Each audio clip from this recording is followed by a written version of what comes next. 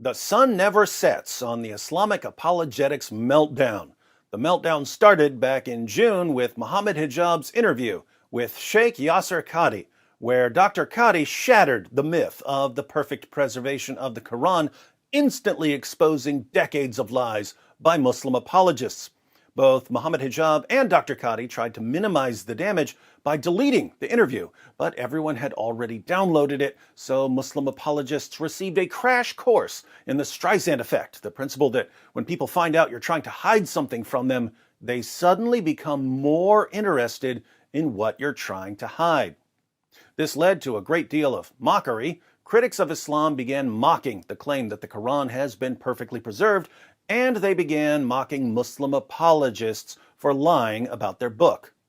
As we all know, of course, Islam, that proud spirit, cannot endure to be mocked. Muhammad Hijab went off the rails and started sending us messages about golden showers and all kinds of other perversions he learned about from his online viewing habits and from his prophet. Then he came up with the brilliant idea of posting veiled threats of rape and torture directed towards the wives of critics of Islam. That worked out well. Just ask my good friend Abu Porker, the first of the rightly folded critters. After that, Ali Dawah posted a video announcing that despite decades of Muslim apologists lying about the death penalty for apostasy, just like they were lying about the preservation of the Quran, apostates will indeed be executed when Islam conquers the world through high birth rates. There's a reason why there's a capital punishment, because people like you, little weaklings who leave their religion and cause corruption in the land by spreading it, the capital punishment in Islamic law would be applied to you. We have no doubt, and we're proud of that. Yeah, capital punishment will be applied in an Islamic state. Under an emir, it is done, yes, and we, you know what, we'll be watching. The right of the community is greater than you individual wanting your right to freedom, which is BS.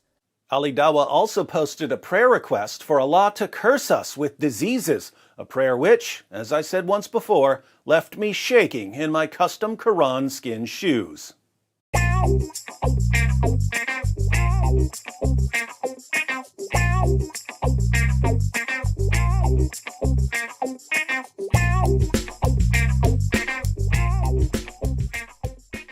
Muhammad Hijab and Ali Dawah and Fareed and Adnan Rashid then came together like the Constructicons forming Devastator to try to get critics of Islam banned from Patreon. This led to critics of Islam getting much more financial support, and as we all know, mo money, mo projects. The Speaker's Corner Dawah teams then decided that the greatest threat to world peace is a 5-foot-tall woman with some Muhammad cartoons.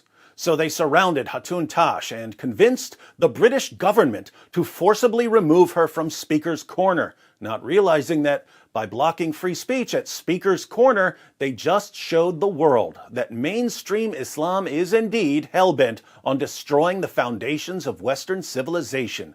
Sharia-phile Ali Dawah summed up the Islamic perspective on free speech when he tweeted, "The concept of freedom of speech is absolute BS." But keep in mind that if you're at all concerned about being forced to obey the commands of an illiterate 7th century caravan robber, you must be a racist, Islamophobic, hate-mongering bigot. Ijaz Ahmed recently entered the fray, hurling racial slurs and threats at his opponents, not to mention doxing them, in an effort to get them brutally murdered. To his credit, Shabir Ali's prize student Ijaz did apologize, although since one of his former friends announced that Ijaz has been plotting this for years, it's difficult to take his apology seriously.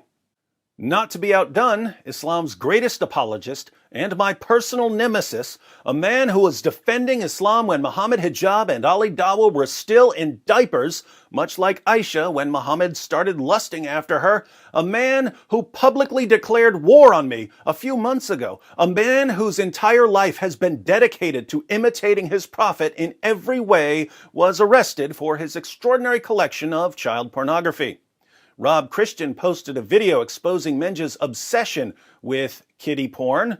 Once he was released on bail, Menge responded by declaring, I'm coming for your censored head, you censored Rob Christian, and by posting a picture of himself with a kitchen knife.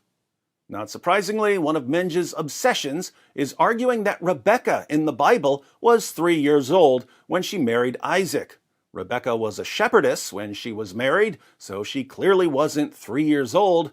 Why is Menge obsessed with the claim that a 3-year-old girl is ready for marriage?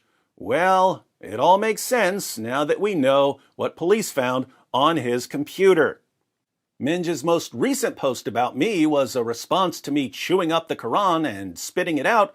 Menge replied that psychopath chews on paper because he's a goat. Well, I wouldn't be the first goat to chew on the Quran, would I, Menge? Apart from that, I do have to correct you. I'm not a goat. I'm the goat, and you should write it like this next time. Much like Aisha when your prophet climbed on top of her, you're missing a few periods. So, in the past few months, the Muslim apologists who've spent years lying about the preservation of their book, lying about the Islamic view of our rights, lying about the penalty for apostasy, and lying about the Islamic view of women, suddenly began admitting that the Quran has been corrupted, that apostates will be executed, and that Islam aims to destroy Western civilization. They've been babbling about golden showers, threatening women with rape and torture, calling on Allah to give us diseases, getting Christians removed from Speaker's Corner, trying to get us deplatformed, using racial slurs, threatening us, doxing us, and of course, vigorously masturbating to child pornography. Why do we mock their religion? Because Muslim apologists lose their minds when we mock their religion, and when they lose their minds, they start admitting things about their religion that they would never admit when they're calm enough to lie. At this point, you might be wondering, if Muslim apologists are doing such an awesome job exposing and destroying their own ideology, what's the point of non-Muslims criticizing Islam? Well, the Bible commands us to love our enemies. The Bible says if your enemy is hungry, feed him. If your enemy is thirsty, give him something to drink. The same principle applies here. If someone who counts you as an enemy is destroying his own ideology, help him destroy it. So I say to Sheikh Yasser Qadi and Muhammad Hijab and Ali Dawa and Fareed and Adnan and Ijaz and Menge, I'm here for you guys. Take my hand and let's expose history's most obvious false prophet together. Helping you is the least I can do, since you're basically signing my paychecks.